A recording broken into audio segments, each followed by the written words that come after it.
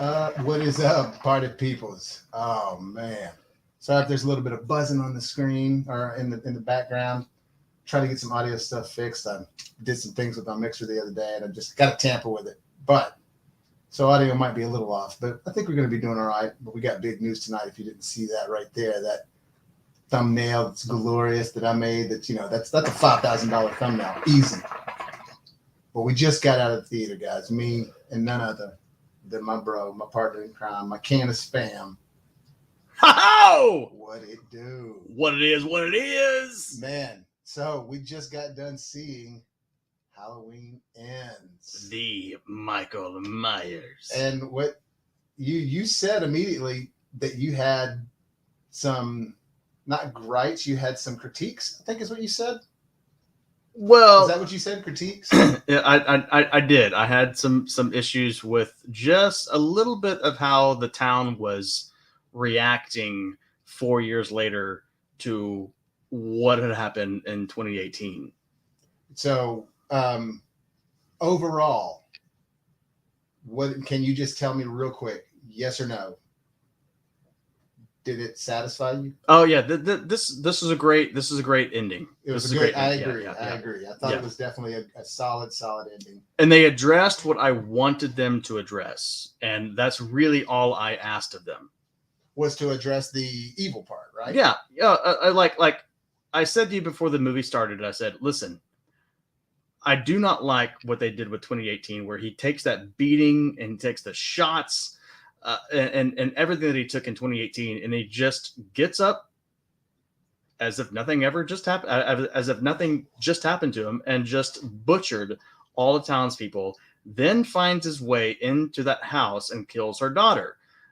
I was like, okay, that's not a human. That's not a human. And if they don't address that, if they don't bring that, if they don't expand on how he was able to do that, I was like, I'm not going to like this rendition, this David Gordon Green saga, but they definitely expanded on that. They explained it, if you will. So I remember when we were going into this, you said if they don't explain what happened in Kills, as far as give you some sort of an explanation of why he was able to withstand all that, then you were going to think a little less of Halloween Kills. But that's not the case. You're saying this makes you like what they did with Halloween Kills now because they wrapped it up. Yeah. This makes you understand and understand it more, because listen, the beating that he took in Halloween Kills, okay, obviously no human being, no man is going to be able to take that. I mean, they shot him, they beat him to a pulp. Now look, a lot of people, I haven't brought this up yet, but everybody's like, look at all this, they shot him however many times. They shot him 6 times in the original movie. They shot him 6 times. 6 times. Yeah. But anyways, so yeah, no. And so my point was, is you can't continue to portray Michael Myers as just a man who won't die. Right. You can't do that. Not if you're going to have him do what he did at the end of Halloween Kills. You cannot do that. I will not believe you. I will not like what you're doing. Now, if you guys did not see on the thumbnail here, or you just happen to click on this video, I'm going to do constant reminders. This is a spoiler video where I'm going to have my review coming out tomorrow. That's a non-spoiler review, just like all of the other ones. I'll have clips of the film and all that stuff, but this is this is a spoiler review. Wait, what? Yes. So Michael, the evil in this, in the way, if you guys remember at the end of Halloween Kills, Jamie Lee's talking about when it's the whole showdown going on, when they're beating up Michael, and then it's showing a shot back to Jamie Lee Curtis and Sheriff Hawkins. And then it's showing more of the beating of Michael, then going back, and there's this narration of Laurie, and she's saying the more he kills, the more he transcends. And that what if we would have known then what we know now, that would have made more sense. Well, no, they but they even say if we would have known then what we know now, we know that, like, basically I should have killed him and not stopped Dr. Loomis. But the fact that they even say that the evil is sort of like the dark side, like the more that you embrace it, the more that it sort of gives you this power and this will, in a sense, to be more evil, as long as you keep doing more evil. And that's that they don't say that in this movie, but they pretty much say that with a sequence of events and what goes down between this new character that we got, who's one of the main characters of the film, is Corey. And did you know anything about Corey? No, I had no idea. But I also like tried to stay clear of anything that might have spoiled anything. Even steering clear, as much as I tried to do the same, I still was I would still see snippets of people talking about this Corey character, and early on I heard that there was going to be an imposter Myers. But they didn't show him even in the trailer. They do. They showed him one time. All they showed in the trailer is he's sitting on the staircase, and when he's smiling and he's like kind of laughing when Laurie's on that chair going back and forth. Oh, yeah. He says something about like Michael Myers, and they show that in the trailer, but that's it. They do not. Well, in fact, they do show Corey a lot, but they show him as an imposter Myers, because there's an imposter Michael Myers in this movie. But any imposter situation they've ever done in any movie, where it's like we've been used to a character being the killer. An example, this one, there's only one Michael Myers.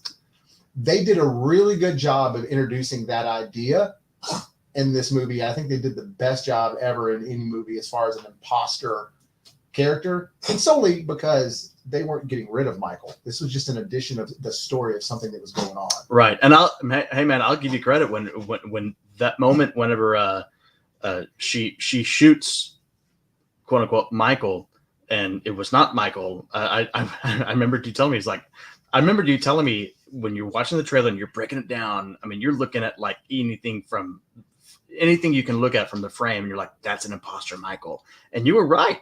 Yeah. Well, and a lot of that was having to do with some of the stuff that I was hearing about and sort of reading about.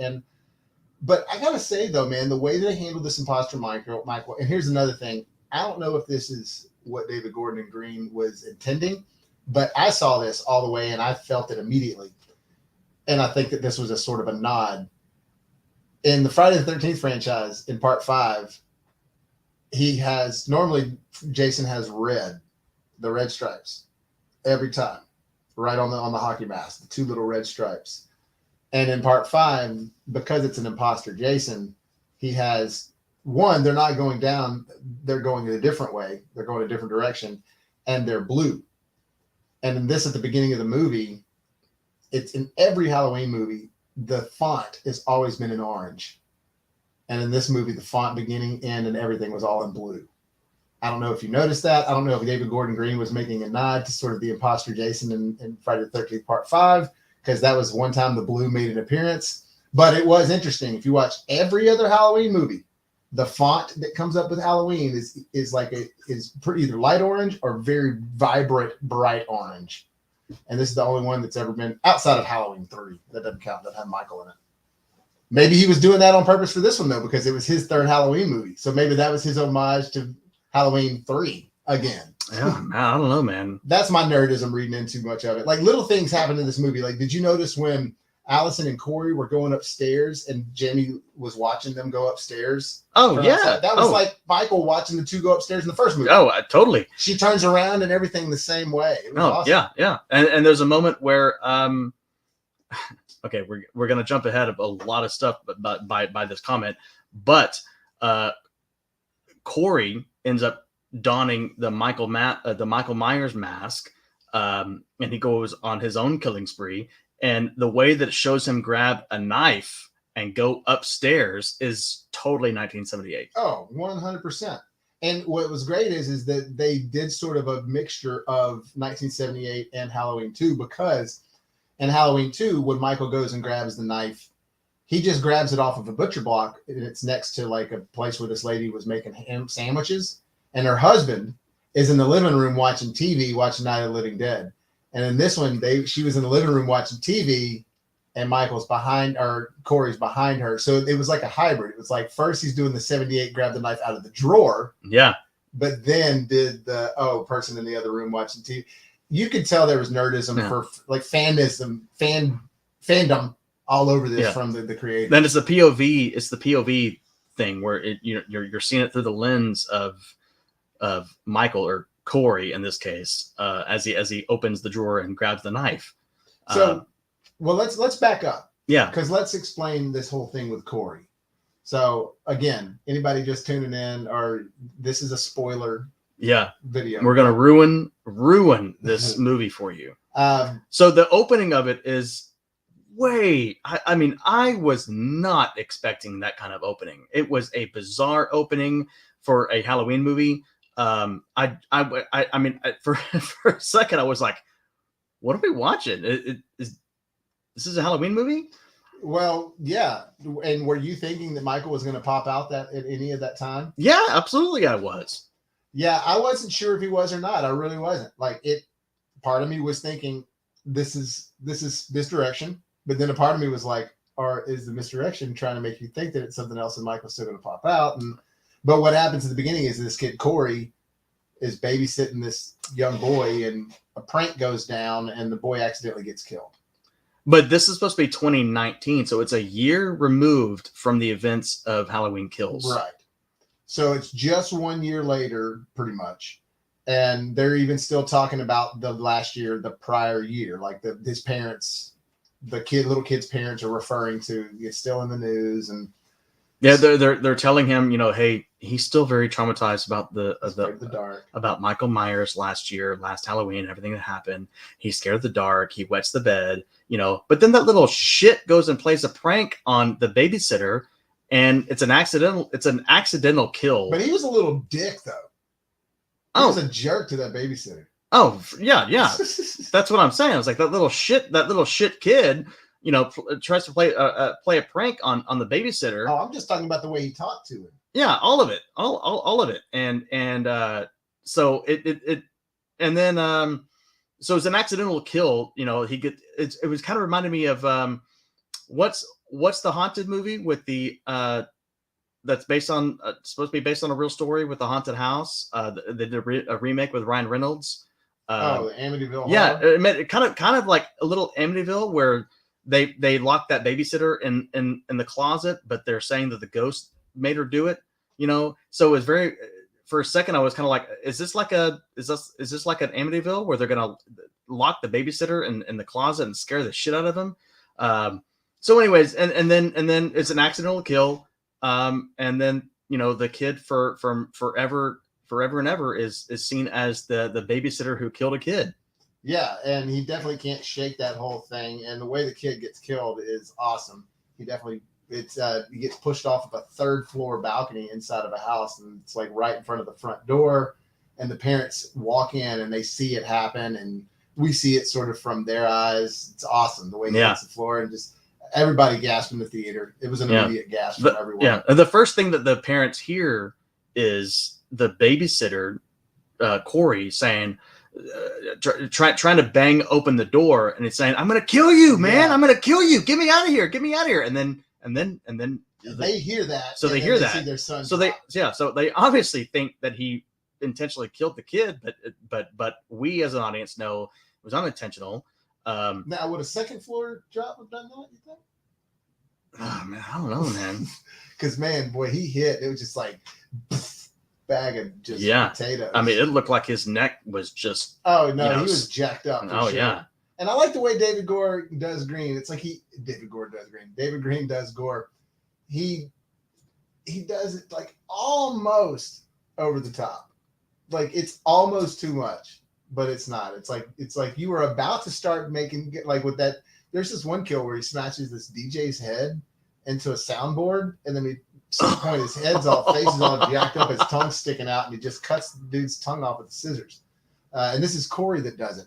So the idea with Corey, and I keep getting distracted, but for you guys that again are tuning in for the spoiler stuff, the idea with Corey is that he can't shake this whole thing of killing this kid. He's got a reputation around town. Everybody looks at him and just looks at him as like a child killer. It was painted to be that way.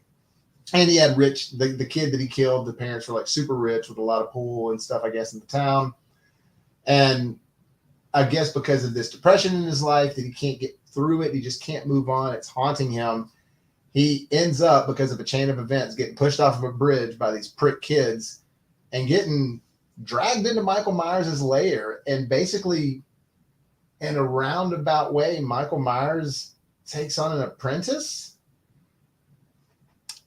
Yeah, I mean, that's what it is. I mean, so first of all, I guess another it just dawned on me.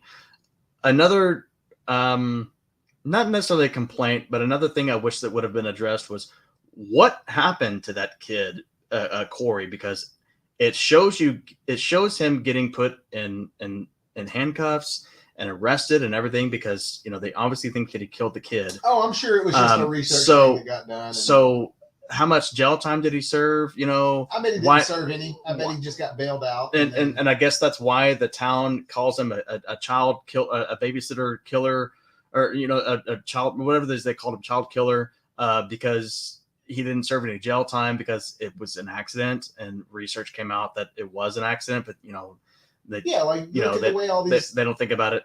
These parents that get off when they kill their kids, but they claim it was an accident, and it was like, what's the one thing, they drown their kids or whatever. And oh yeah.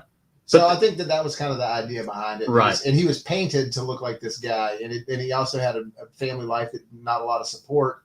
He had a terrible, crazy mom, and I couldn't tell if that was his dad or like the stepdad or the boyfriend. Yeah, because he gave him that motorcycle that he works with him, and he didn't call him son. He just kept calling him Corey. He could just kept calling him Corey. Well, Corey called him Ronald. Right. Well, that too. And he said, "Yeah, I'll give you this motorcycle instead of a bike. Maybe you'll finally make it to work on time. So you're a good kid. I'm just trying to look out for you." It's like, well, actually, that's your stepdad. That's kind of, anyways. Yeah, it was just an interesting situation. So he gets bullied. Another thing, he's supposed to be in his like early 20s. He's getting bullied by seniors in high school. And they throw him over a bridge, and he gets dragged. And then suddenly, a mysterious figure pulls his legs and drags him into a sewer. And then it turns out that was Michael. And and then Michael grabs his throat as if to kill him. And then it's like they stare at each other in the eyes, and then it kind of shows.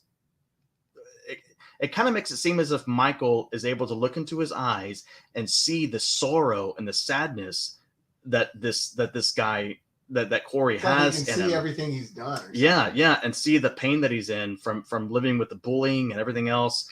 And so it's almost like that evilness got passed on to him, which explains. Which is finally them addressing, in a way, some sort of evilness that can just pass on from one person to another, and if you embrace the evil enough, then you can grow from it, and become stronger. Or were they saying, just like they said, or was it always there? He just opened it up. Yeah. Oh, that was a fantastic line. That who was it that said that? I can't remember. It was the father. Oh, yeah. It was the son that killed his father. It was the father of the little boy who died at the very beginning. Was talking to Lori, because Corey starts dating what's her name? Allison, Lori's daughter. And so Lori's like, I'm gonna go find out about this kid because I know about the story, but I want to find out, what the parents think. And so she goes and talks to the father. And he says, and I like this part. He says, "Listen, I know that the kid that mowed our lawn, that babysat my son, did not kill my son. I know that much. But the kid that I see now, that is not the same kid. Something is going on with that kid."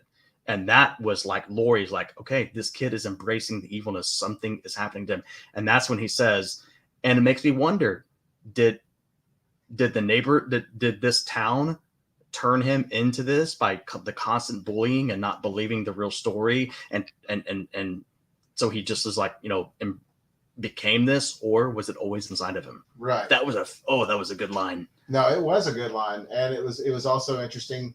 The movie definitely was shining a lot of light on tragedy in the public eye, the way different types of people handle it. Whereas you had like the lady that gets killed with the fluorescent bulb in Halloween Kills, she's still alive. Yeah, she survived. Yeah, and her daughter's taking care of her, and Jamie Lee Curtis is trying to move on. She's in store talking to Sheriff Hawkins. There's a little flirting going on, and then when she comes out, the daughter's like talking about and dogging on her and being hateful towards Laurie and basically saying, why'd you have to lure Michael back to your house? If you wouldn't have done that, you just, you would have, none of this would have happened to my parents or my mom or whatever. And, I was thinking about that. And Laurie did say, and I was telling this to Andrew when we got out of the movie, Laurie did say in the first one, I prayed every day that he would come back so I could kill him. And then Sheriff Hawkins was like, well, that was a stupid thing to do.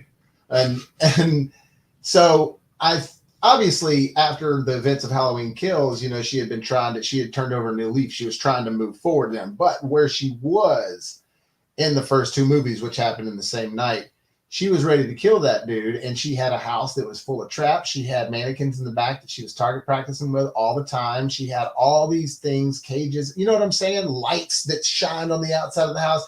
So while she didn't lure him there, in someone else's eyes, when they watch the media and they make up their own mind, and then they decide this is what I believe in, and screw that person, even though they don't know the whole truth. I think that's where that person was coming from with Laurie. Yeah. I don't think that she was telling her like, get over yourself, whatever. I do think it was just like this. And again, there was a lot of that going on throughout the film. And then there was, a lot of mental health type things in the movie with Corey, with Laurie. Yeah. So, there was a little bit of a platform that they were trying to stand on with some things, which I didn't mind. It didn't feel too preachy, but I could tell it was there. And yeah, like as an audience member, we know that she wasn't leaving like breadcrumbs for Michael to show back up. Right. She was just preparing because she knew he was coming.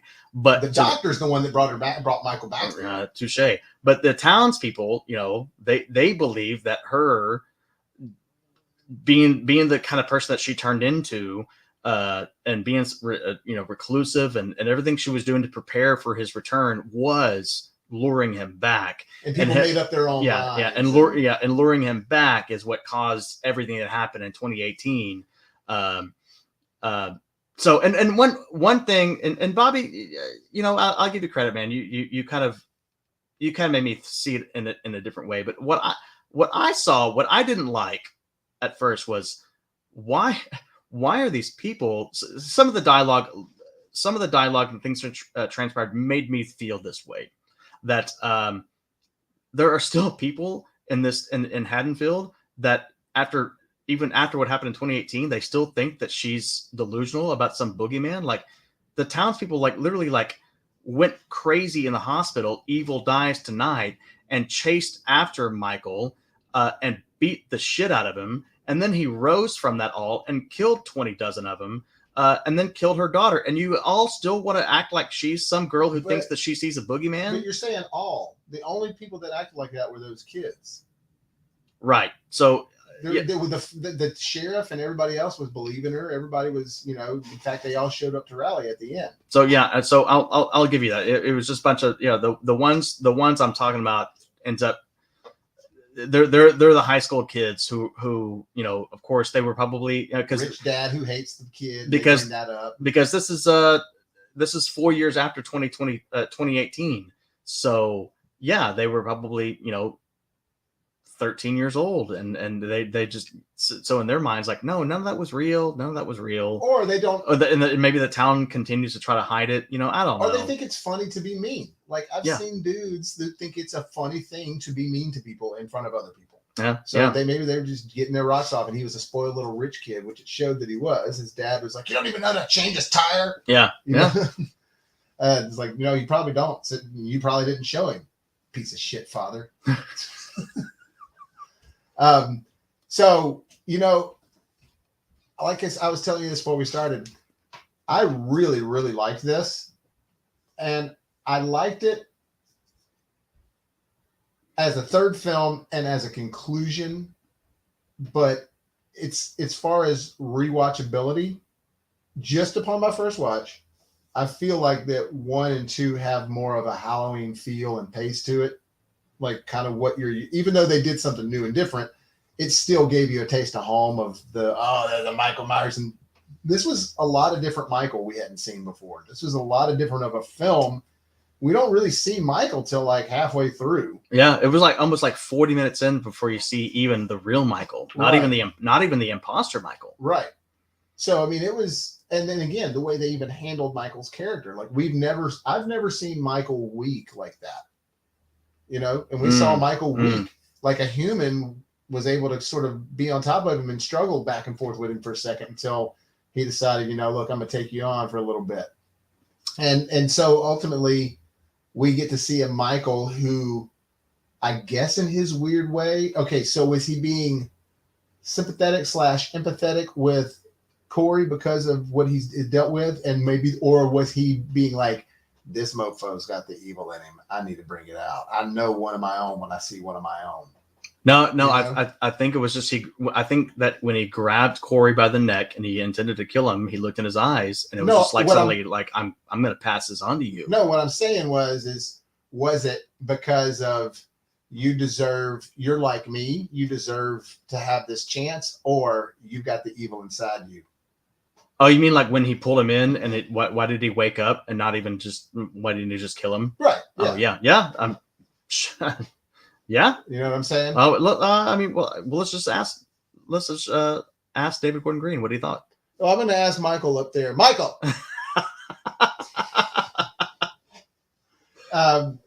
So look, this movie could have been. What I like about this movie is it didn't feel by the numbers. It felt like it was really trying to tell a story and create a chain of events or conclude a story. Well, sure, but not do it with like, I'm trying to think of, by the time you get to like even The Matrix Revolutions is a bad example, but a lot of times they try to make it more epic, more things going on, and let's just really throw out all the stops, and I think sometimes you can treat it like you need to and take a step back, because this movie didn't have the pace and energy that Halloween Kills did, and not in a bad way. It was more toned down. It was Halloween Kills is, like I said it in my review, it's like Halloween on acid. Oh yeah. And this was definitely much more a movie about Allison and Laurie and this guy Corey and what was going on in their lives, and then the evil just can't seem to get out of their lives, and then also it's like, was Michael using Corey for bait? Like, did he see that he knew Allison when he saw all those things? Mm-hmm. And so it's like, I know, or you know Allison, that's that girl that was Laurie's, that because now is he mad after everything that happened in Halloween 2018 and Halloween Kills? Now does Michael have a little bit of a vendetta to get with Laurie? Because remember, the whole idea originally, he just wanted to go back to his house. He didn't know who Laurie was. That was just all coincidental every time they met. Well, that's how. That's definitely how they. I'm just portrayed the story. Yeah. But after Halloween Kills and everything that happened in 2018 and Halloween Kills and the original Halloween, at this point, 40 something years later, is Michael like, you know what? I want that bitch dead. Well, then it clearly shows that he's been hiding out in the sewers for 4 years, doing what he can to survive. But you know what I'm saying? And slowly picking people off, because there's a homeless guy that said, no, there's a homeless guy that saw Corey get out of there. And he turns around and sees this homeless guy. He's like, "How did you got out of there? You need to go back in there. You go." He's like, "I'm Michael Myers. You go back in there. You get that mask, because I'm Michael Myers." Yeah. No, but do you? So you think that it was basically saying that? Yeah. I think the homeless guy for sure, and anybody else who was on. But I'm saying, you think that Michael Myers in this movie had it out to get Laurie? Because he never did in the other movies. It just is all coincidental. Yeah, I do. Yeah, because otherwise he wouldn't. I mean, if he didn't have it out to get her, then he wouldn't have gone. He wouldn't have bothered trying to get her. So that's what I'm saying. So I'm throwing this out there. I'm kind of just thinking of it now. So did he take on Corey just so he could get to Laurie? Because when he gets Corey back at Laurie's house, he annihilates Corey. You missed that part because you had to go to the bathroom. Yeah, I had to piss, man. I had too much to drink. Corey tries to kill himself, but I guess the evil is too strong in him at this point. Well, when you told me what happened, I was like, well, maybe the interpretation was Corey was dying, and he realized as he's dying that I don't want to be this evil. I don't want to be this evil guy as I die. I'm going to try and stop Michael with the last breath I have. And Michael was like, adios, kid. Maybe. Again, I have to. It'll be out tomorrow. I'll be watching it again. I'll probably wake up really early and watch it. But Yeah, I mean, there's all these kind of theories. It's too fresh in my mind to I mean, really yeah. make a decisive. And like, and yes. there's because of the way they portrayed the story. There's multiple ways you can interpret it as what they were trying to do. And David Gordon Green might have wanted you to have a little bit of a double interpretation Yeah. vibe. And listen, I really appreciate what they did. I really do because so many times in these types of movies, and I've said one of my biggest critiques is stop pretending like these characters, Michael, Jason, especially, are human. They're not. Especially Michael. Like you can't continue to pretend like he's a man after the beating he's taken and everything. So that's why, I mean, that they revised the story after Halloween H2O when she chops his head off. They have to come up with it. They want to do it again. So now they have to now they have to retroactively create a narrative of that he was, there was never Michael in them. That she cut his head off. So they created that. Wow, but I don't know if you realize this. They wrote that ending when they wrote Halloween H2O because they knew they were going to want to make another one. And they made because Kevin Williamson wrote Halloween H2O. Then something happened with the studios where they wanted to change a few things here and there. So these other two guys basically adapted that same screenplay and just rewrote some things, and they got the credit for it. But Kevin Williamson still got a executive producer credit. And then because he still had money involved in it, but he also, the opening to Halloween Resurrection, he wrote that because they said, okay, we'll do this, and this, but they threw this thing in his contract and he had to do it. I promise you, there's a whole behind the scenes you can watch on that. Well, fuck me, right? No, but fuck Kevin Williamson, because it's like, I mean, I love you, Kevin Williamson, but it's like, come on, dude, I've seen you write great stuff. Like, I don't know. It was a little, I mean, I didn't dislike that. I actually kind of liked a little bit of it, but I liked it for that world, I guess, that we had of Michael Myers. Now that David Gordon Green has come back with his Michael Myers, it's way better. Well, I mean, yeah, just like I was saying, I appreciate that they were adding some sort of explanation, if you will, or expanding on why will he not die, and so and we got that, and it just so happens to be not necessarily a supernatural world, not necessarily a world where Jason and Freddy live. It's about evil having true it just power. So happens to have, that evil exists, and evil can grow and expand and give you power, and if you embrace it, the more that you literally saw Michael as he was killing somebody, you literally saw him start kind of like shifting, as if he's getting his strength back. It was like, that's what they're doing. They're showing that he's getting his strength back. So I appreciate that they were showing that kind of story. If I was petitioned to write this, that would not be what I do. I would just make this where the guy never gets beat up to the point where he should die. He just always gets away, or he always just overpowers everybody, and then he finally gets his head cut off and finally gets what comes to him. But that's not what they did, and I like what they did. They expanded it, explained it, and it's still left for interpretation, and that's fine. Well, and I do think that it's a lot fresh, because there are things about Halloween Kills that I saw multiple times after I'd rewatched it and been like, oh, okay, I see kind of now. I get this a little more. I see a little bit more of this connective tissue, and I'm hoping that that's going to happen with this movie. The more and more I watch it, that I'm going to start seeing some more and be like, okay, you know what, this makes more sense, and I do like that. And I in the beginning, Michael Myers was pure evil. He was had the blackest eyes. It's all the things that Donald Pleasant says, but they never really explained much. They would go a little bit into like how evil he really was, and they would go a little, like in Halloween 2, they went a little bit into the Samhain, it's spelled Sam Hain, but it like that's the Satanist type deal, and like from Samhain is like Halloween, Hallows Eve. Anyways, they kind of started tapping into that evil with Halloween 2, which was written by John Carpenter, just not directed. So this being produced by him, I could see why they went that route. I like that they're doing that, and I liked how they did it very subtly.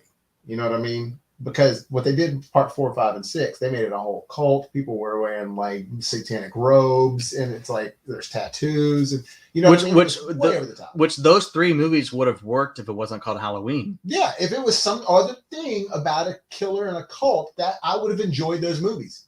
But yeah, you can't take the Michael Myers from the first 2 movies, which is the babysitter killer, a little bit of satanic stuff in the second one, but I'm talking very little, like David Gordon Green did with this. The evil is just, it's there. It's like, do you believe in evil? Do you think that and then the contrast with him having the super, I don't know if she was Christian or Jewish mom, but super goody two shoes about everything, but also crazy. I don't know. It's just, there's the more I'm even thinking about it right now, I do think there is some depth to the film. Yeah, and it's I mean, it's just kind of like I mean, even the movie It, you know, the more in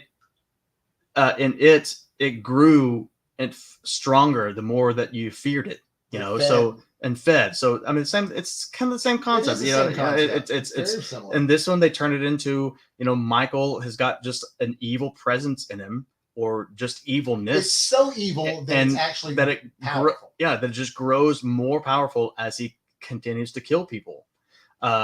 Which I guess ironically is weird. You know, maybe she alluded to this.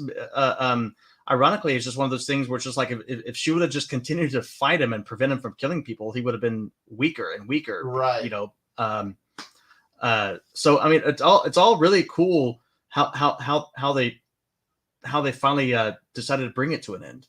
Yeah, I agree. I also think that the way that he finally got killed was pretty gratifying. Everybody's always talking about grind that motherfucker, you know, and they did. They put him in a grinder, they strapped that metal grinder. Yeah, they strapped that bastard to the top of a cop car, and the entire town just like almost like a parade style, just everybody got in their cars and followed that car that had Michael's dead body strapped to the top, and they watched where it went, and it went to like a meat grinder, and just, I mean, they just grinded that bastard up. Oh no, it was a steel grinder. There, yes, where they destroy cars at. Yeah. And it was great too is Sheriff Hawkins, who's retired at this point in this movie, but he's there with a bunch of other people, and some people are lining up like, yeah, let's do this. And then there's a few cops that show up, and they're like, that's not how we do things. And then the main sheriff shows up. Omar or something, I think his name is, but he's like, tonight it is. Yeah. Oh, I loved it. That's the big black dude from like Road Trip. Remember that movie, Road Trip? Yeah, at the college. Yeah. And he comes out with a cowboy hat, and they're like, that's not how we do things. Well, tonight it is. Yeah. Dude, so now I don't remember him having awesome lines in the first one, as far as Halloween 2018. But in the Halloween Kills, he's got just as good as a line. He's talking to Judy Greer and, you know, Karen, and at this point she's in the hospital. She's waiting on Lori now is getting worked on. Allison is being in another room talking with the cops, but she doesn't know that Michael survived at this point. She thinks that he burned down in the house. Yeah. And then they're sitting there, and she's like talking to him, and he's like, I'm sorry. She's like, what? And he goes, nobody told you? And then they focus on his mouth a little bit, and then you see a reflection like in the mirror of him, and it just says, Michael Myers is alive. And then it's just so like, yeah, because it's like he's back and he's about to really wreck shop in this movie, but just the way he just, same thing is like, tonight it is. Michael Myers is alive. Yeah, dude, he says it so awesosely. But yeah, this movie was mature. Oh, if I think so. It wasn't going for like Saw 3. It wasn't like, oh, let's go big this time. And it had creativity involved with it. They were definitely trying to do something with not really, obviously they want to please their audience. Every director wants to please an audience, but they weren't trying to make this because the audience is like, give us kills. Mm-hmm. David Gordon Green was like, look, I did these 2 movies and I want to end up with this story. And I think that he did a good job of creating a movie, a trilogy, which in 20 years, these movies will be just as watchable. And to me, that's kind of the most important thing. Obviously, they need to be good, But you know what I'm saying? Like the only thing rewatchable about Halloween 4, 5, and 6 is because it's like watching fun, nostalgic, seasonal things. Oh, let's put on. But like, oh, dude, you guys want to watch Halloween Kills? You know what I'm saying? Oh, It's yeah. a different. Yeah. You guys want to watch the Halloween, the new trilogy, because it's just different now, and he's brought Michael back to a serious, threatening horror character rather than sort of like a fun party thing. I don't. I like what you're saying. I kind of want maybe. I would say maybe more grounded, or more, because It was emotional. because it has to come to an end. It's called Halloween Ends. They have to end it. They have to come to a conclusion. And they made a big deal about it too when they were hauling him off to that grinder. It was like you said, a procession. Like it wasn't just all right. Oh, they got him. Yeah. It was like, no, we're gonna watch Michael die. Yeah. It's gonna be slow. And when it happened in the grinder, it was so gratifying.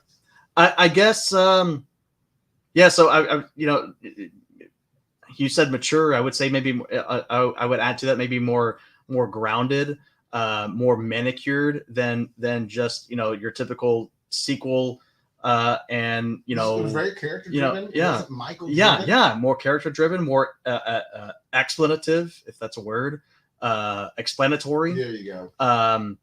And because like I've already pointed out, it's called Halloween Ends. They have to end this. It has to come to a conclusion. It has to, or I said if they don't come to a conclusion, this is a failure. Well, it's gonna desecrate what has been set. Right. Keep on making Michael Myers and Halloween movies. Just create something new. Right. Obviously, Michael Myers is never gonna die. No, okay. Somebody else, 5 years from now, 10 years from now, maybe even us, are going to recreate Michael Myers. Okay. But this trilogy, this vision from David Gordon Green has come to an end.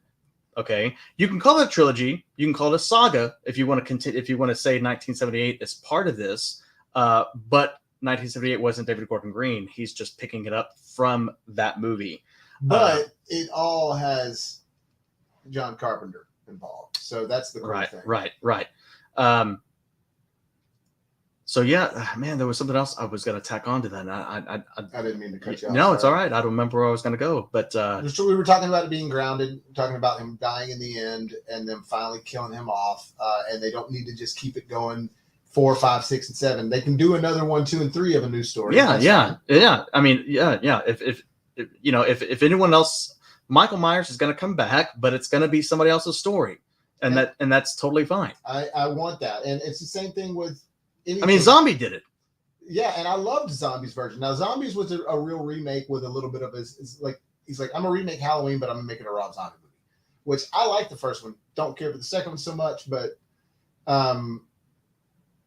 this one was just a really good idea, and this was the first of the let's erase the sequels and just pick up after the original. This was the first one to kind of really tap into that market. Now a lot of movies are starting to do that, but this one, when it happened, it was like, oh, that's a cool idea. You know, it wasn't generic yet. So kudos, David Gordon Green. I think you've created something that is a little bit more of a highbrow quality of films than Michael Myers has ever really been. Yeah. Now I'm not dogging on the first one. The first one's amazing. It's awesome. I love it. It's one of my favorite horror films of all time. But at the time, it wasn't. It was when horror movies just weren't looked at as highbrow. But this one has actually been marketed. This one's actually, they gave them money. You know what I mean? Right. People wanted to be a part of it. So they got good casting in all 3 movies. They got people that mattered. And therefore, it turned out to be something that I can be like, even if you don't like the Halloween movies, like you might, if you like scary movies, you might get something out of these 3. I can understand why you wouldn't want to watch the other sequels, but you might get something out of these. Right. And it's going to be, now, I will say it will be difficult for any future filmmakers to try to revamp Michael Myers if you're not going to have Jamie Lee Curtis. And she's, and it's getting to the point where she's just, it's, you can't. She's become just as synonymous with the franchise as Michael is. Right. So. And I mean, so there'll be a time where I don't know. I just don't know that you can use. I don't know that it'll be successful to have a Halloween movie, Michael Myers movie, where you're not using Jamie Lee Curtis. Yeah, I don't know. I mean, time will tell. Yeah, we're just gonna have to see what they do, man. I do think that they need to just chill now. Wait a few years. Let's give it 4 or 5 years, something like that. Because Jason Blum, you got plenty of other stuff to deal with. You know what I mean? As far as horror movies and franchises and projects to make, we don't need another Halloween movie in 2 years, which I don't think we'll get. I think that they'll take a break. Hopefully, knock on wood. You never know. But now I need Jason. Yeah. Bring Jason back up in Come on, Sean Cunningham. Where you at, bro? We've had a solid, awesome 4 years now with Michael. 5 years if you want to really consider like the prep and the hype. Because when we found out what David McBride and David Gordon Green are doing now, and now it's like they've become legends in their own right. Doing this franchise and like Batman, leave it alone for a little while. And I remember what I was going to say now.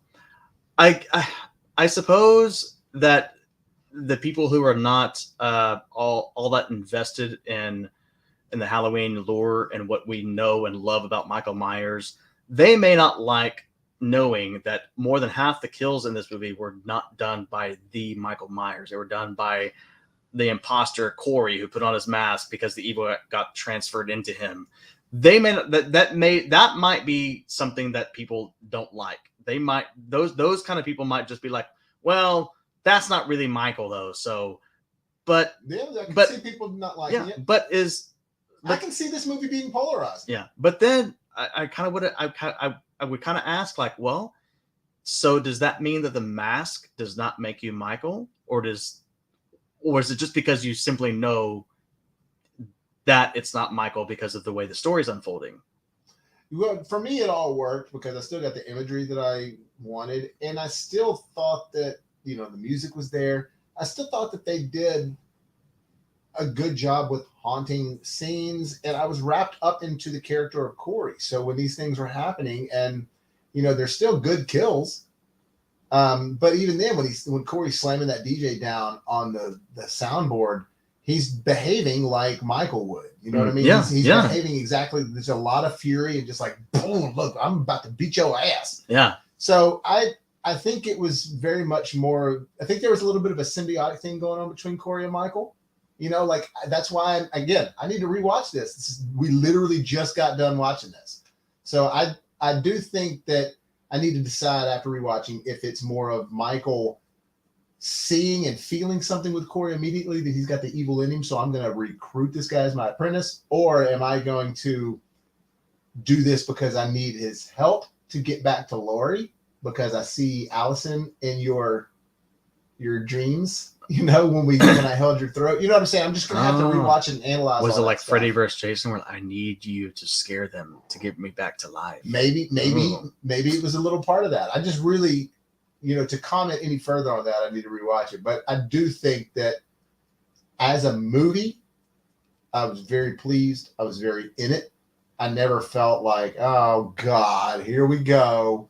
Like, if they are going to do an imposter in a movie, I feel like David Gordon Green has handled it the best way I've seen it in a movie, because they weren't replacing him. It was just an addition to what was going on. Yeah. It wasn't an imposter as if like the entire time Michael never even existed. It wasn't like that kind of imposter. No, it was just something, other things are starting to happen. And according, like the people that were getting killed by Corey as the imposter Michael Myers, they thought they were getting killed by Michael Myers.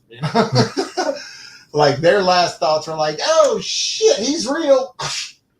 And I did really dig on the Laurie is writing a book about everything that she's gone through since 1978 up until now. So in a way, it would kind of interject every now and then with like a sentence or two that she's typing in her book that would kind of bring things together, bring things to an end. And that was good. And a lot of the stuff that she was even typing like that you can decide to move forward with your life. And I'm paraphrasing here, but you could decide to move forward with your life, or you could decide to let the evil in, or something like that. And I was like, oh, that's good. We got a little chat by somebody here. Super Tenor, you were saying you love it. 80 Stephen King didn't do enough coke to write that. Are you referring to Halloween Ends, or just the ridiculousness of the plot? Did you think it was ridiculous, or did you love the movie? But I mean, it definitely, you know, it took a turn I wasn't expecting, but I really enjoyed it. I can't grade it yet though. I definitely can't put a grade on it yet. I need to rewatch it. Well, yeah, I mean, listen, like I pointed out, I appreciate. I'm sure somebody else is going to have would have preferred it to be a different ending, or to just keep it to where he's just a guy, rather than this whole evil possession, quote unquote, kind of thing. But the way that they did, yeah, but the way that they did Halloween Kills, where it's as if he wasn't just beat to death. You've set a precedence there. You cannot make it where he's just a man. No, but so I appreciate the story that they continue to expand on with this quote unquote trilogy. So I mean, if somebody else wants to come along and say, no, you know what, I think that my vision of what Michael Myers is better, that's fine. But this is the one that's been done. This is the first one I think this is the first one, in my opinion, that's actually been done and come to a real conclusion. No, it is for sure. And I think that's what we're saying we like about it, is that it actually is its own little tied up thing. You can watch the original film, you watch these three, and you're good to go. And then look, the showdown was pretty badass with her and Michael too at the end, because you get some gratification. And once again, guys, we're talking about spoilers here, but you get some gratification. Finally, not only do we get to see Michael killed, and but like we said, there is like this whole procession that the town and the whole people are bringing him on and just gathering around, like it's almost like a seance, and they draw it out in the film to where you're enjoying it. The music's swelling up and all that. But even when Laurie and Michael have their showdown, then she gets to have a little, like, I don't want to say she's like toying with him, but there's a moment to where she's got his hand stabbed on the table, and then she throws that fridge all the way down, and it's just like, I got your ass. Yeah, pinned him down. And then they started cutting him up, and then it still shows that he's a man, but he's a damn powerful man. Yeah, who's evil as shit. Who's got, you know, and again, he's got the power of the devil. Yeah, you can equate the evil to sort of like adrenaline. You know, like maybe he's got so much evil that it's like adrenaline, and while that's going, that he can knock over walls and stuff. And when it's not going and he's not killing, he starts getting weaked out. Especially at the end of Halloween Kills, when he was definitely all weaked out. You see him weak. So I think that they gave you a lot of stuff you always wanted to see. You know, like you said, this ending, this conclusion, and the fact that not only did he get stabbed up by her, just arm broken by Allison, which was great. But because remember, she's like, oh yeah. But then the fact that they just shoved the dude straight into that metal grinder, and you see it. I mean, it's beautiful when you see it. And the movie is still just as gory as the other ones. It's just not like Halloween Kills, where there's, you know, 20 minutes in the movie, there's already been 15 kills. Yeah. I thought maybe they could have just made it where he's just like on a hyper dose of like speed, and that's why he just doesn't feel any pain. Yeah, but, I mean, that would have been cool. I mean, to go down the right, show the drug addict Michael Myers, show him moping around town trying to like score some dope. You know, how does Michael Myers score dope? Does he score dope with the mask or without the mask? Yeah. That's interesting. Does he have to score it? Does he just be like, I'm Michael Myers, bitch? You know, those dope dealers are afraid of Michael Myers. Yeah. They all watch Halloween. Well, look, guys, it looks like we got some good guys tuning in tonight. We got a few people, so I appreciate everybody tuning in. But you know, we usually wrap it up within about an hour. So thank you guys very much. And overall, I know that I was very pleased with it. It did go some directions that I wasn't expecting, but nothing in a way to where it made me disappointed. But I didn't know what to expect. No, and we avoided a lot. I mean, we did see the two trailers, but I avoided blogs. I avoided every review I possibly could. I didn't watch any. So I did not know any news. I knew there was this character, Corey, but I didn't know how much he was going to be in it. But overall, I think that David Gordon Green and Danny McBride wrote something really cool. They wrote something original. I hadn't seen this before in a Halloween movie. And it was just I cared about everybody, and it's like you said, it's concluded. This specific avenue of their story, Yes, it's concluded. I think that Carpenter's finally like, all right, peace out. yeah. Because if you know anything about 1978, he didn't want to continue it. He was just like, no, this is one story I wanted to tell. It's done. And nope, we can make money off of this. Do it. And he even says in the behind the scenes of the Halloween 2018, he says, not until now have I felt that it was a story worth telling and going on. Like there was more to tell. Up until now, he's like, even with my own Halloween 2, I didn't feel like there was more to tell. Right. And that's great. It's awesome that he puts his approval on it. And him and his son and Davies or Jeff, I can't ever remember that other guy's name. I'm sorry, I'm not trying to forget your name, but they still did the music again for this, and it was awesome. And you could tell they had added some different styles, and not styles, but more. It wasn't just the same score repeated. You know what I mean? There was more extra music and music done in a different way. And so, yeah, man, I mean, this is definitely satisfying. It's going to be on Peacock tomorrow, so I'll definitely watch this thing 5 or 6 more times before Halloween's up. And we got more videos coming, people. So get ready. Oh, yes, and I'll have my review of this, the non-spoiler review that's edited and has clips and all that to it. I'll have that up by tomorrow evening probably. And yeah, we got some more top 5s coming as well. So yeah. Thank y'all for joining us, guys. Thank you. And remember, if life gives you lemons, make some hot fresh popcorns. Oh shit!